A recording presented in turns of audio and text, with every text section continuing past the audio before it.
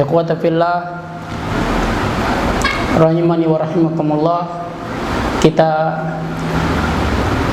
bertemu kembali pada pembahasan syarah akidah Thahawiyah, itu akidah Ahlussunnah wal Jamaah, yang mana ini adalah yaitu pelajaran yang paling penting dan paling mendasar di dalam agama Islam, yaitu pelajaran akidah. Oleh karena itu, ikhwan fillah, pada pertemuan yang telah lalu kita beriman, yaitu kita mengatakan dengan penuh keimanan, pembenaran dan ketundukan bahwasanya Allah Subhanahu wa ta'ala telah menjadikan Ibrahim itu sebagai kekasih, dan Allah Subhanahu wa ta'ala telah berbicara kepada Musa dengan sebenar-benarnya. Saudara kaum muslimin, telah kita sebutkan pula bagaimana jawaban kita terhadap orang-orang yang mengatakan bahwasanya Nabi Muhammad SAW tidak pernah membelah laut sebagaimana Nabi Musa, atau tidak pula beliau dimasukkan ke dalam api lalu keluar dengan selamat sebagaimana Nabi Ibrahim alaihissalam.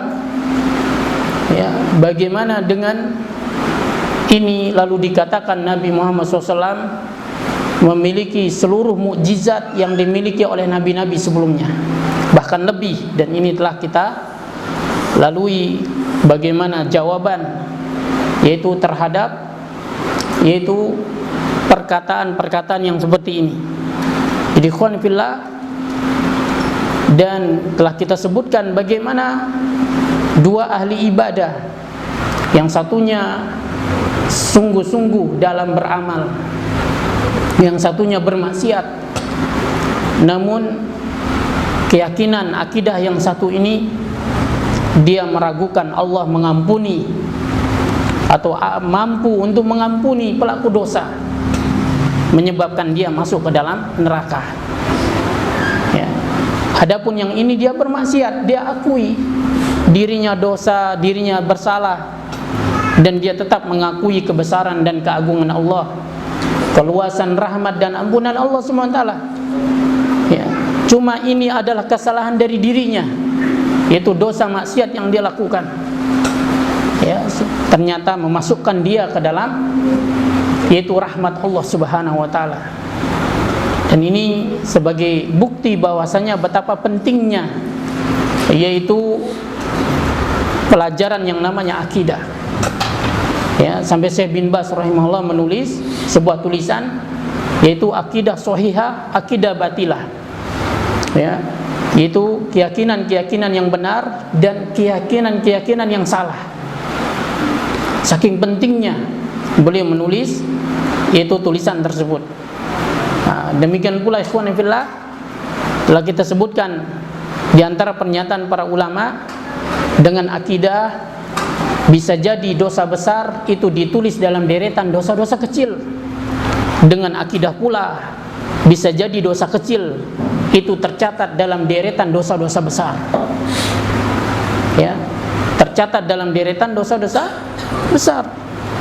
Jadi ikhwan fillah, ya, seorang dia berjilbab, dia berhijab, ya, namun dia tidak meyakini wajibnya berjilbab menutup aurat bagi kaum wanita, maka dia masuk ke dalam deretan orang-orang yang menghalalkan apa yang diharamkan oleh Allah SWT. Yang ini adalah dosa besar. Seorang membuka aurat, tidak berhijab, tetapi dia yakin itu adalah kesalahan dari dirinya. Dia yakin Allah telah memerintahkan kaum wanita untuk berhijab, menutup jilbab. Saudara kaum muslimin, orang ini berada pada deretan orang-orang yang dia melakukan kesalahan yang kecil. Kenapa? Karena dia tahu bahwasanya Allah mewajibkan dan memerintahkan untuk berhijab. Demikian pula ikhwan fillah, dia melakukan sholat, puasa, zakat, haji, umrah, dan seterusnya. Dia beriman kepada Nabi Musa, Nabi Isa, Nabi Ibrahim. Dia beriman kepada Nabi Yunus, tetapi dia tidak beriman kepada Nabi Muhammad SAW. Ya, maka dia pun juga kafir, ya, sebagaimana kafirnya orang-orang Yahudi dan Nasrani. Ya, orang-orang Yahudi dan Nasrani mereka melakukan banyak ketaatan. Ya, tetapi apa? Satu, mereka tidak yakin Nabi Muhammad itu adalah utusan Allah SWT. Ya, akhirnya semuanya itu tidak ada nilainya. Ini menunjukkan betapa hebat yang namanya belajar akidah. Ya, betapa hebat yang namanya pelajaran yang kita pelajari saat ini. Ya, ini belajar akidah. Oleh karena itu, ikhwan fillah, ya, para ulama selalu mengingatkan kita, yaitu bahwasanya ciri dakwah para nabi dan para rasul pertama kali yang mereka tekankan adalah akidah. Ya, tauhid. Ya, nama lainnya adalah akidah, nama lainnya juga tauhid, nama lainnya juga iman. Nama lain dari iman itu adalah yaitu takwa. Nah, jadi saudara kaum muslimin, sesuatu yang hebat dan luar biasa itu biasanya memiliki nama yang sangat banyak. Jadi ikhwan fillah, ya. Oleh karena itu di sini lanjutan dari pelajaran kita adalah sekarang kita masuk pada yaitu poin yang berikutnya, wa nu'minu bil malaikati wan nabiyyin. Wa nu'minu bil malaikati wan nabiyyin. Kita beriman kepada malaikat-malaikat dan para nabi-nabi. Insyaallah. Jadi ikhwan fillah, ini dia, yaitu kita mengimani, ya, para malaikat dan para nabi-nabi. Hada min arkanil iman. Kata Syekh Shalih Fauzan hafizahullah, ini termasuk rukun dari rukun-rukun iman. Allati awwaluha al-imanu billah. Yang pertama adalah iman kepada Allah, kedua iman kepada malaikat. Wahum alamun min alamil ghaib. Mereka ini adalah termasuk bagian dari alam ini. Ya, termasuk bagian dari alam semesta, tetapi mereka itu berada pada alam gaib. Ya, dari mana kita tahu? Dari Al-Quran, dari Sunnah. Ya, la ya'lamuhu illallah. Tidak ada yang mengetahui mereka kecuali Allah Subhanahu wa taala. Khalaqahumullah ta'ala minan nur. Allah ciptakan mereka ini dari cahaya. Ya, li'ibadatihi, untuk mereka beribadah. Wa tanfidhi awamirihi, melaksanakan perintah-perintah Allah fi makhluqatihi, yaitu pada makhluk-makhluknya. Au kala ilaihim a'malan yakumuna biha wa yunafizunaha fi makhluqatihi. Allah wakilkan kepada mereka, serahkan kepada mereka tugas-tugas yang akan mereka laksanakan pada ciptaan makhluk Allah Subhanahu wa taala. Minhum al-muwakkalu bil wahyi. Di antara mereka ada yang diberi tugas untuk menyampaikan wahyu. Wa minhum al-muwakkalu bil qatar wan nabat. Di antara mereka ada yang ditugaskan untuk menurunkan hujan, menumbuhkan tumbuh-tumbuhan. Wa minhum amwal al-muwakkalu biqabdil arwah. Di antara mereka ada yang diberi tugas untuk mencabut ruh-ruh.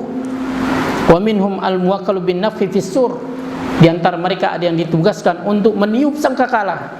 Wa minhum al-muwakkalu bi hajzi a'mali bani Adam. Di antara mereka ada yang ditugaskan untuk menjaga amal perbuatan anak manusia. Wa minhum al-muwakkalu bil jabal. Di antara mereka ada yang ditugaskan untuk menjaga gunung-gunung. Wa minhum al-muwakkalu bil ajinnah fi butuni hawamil.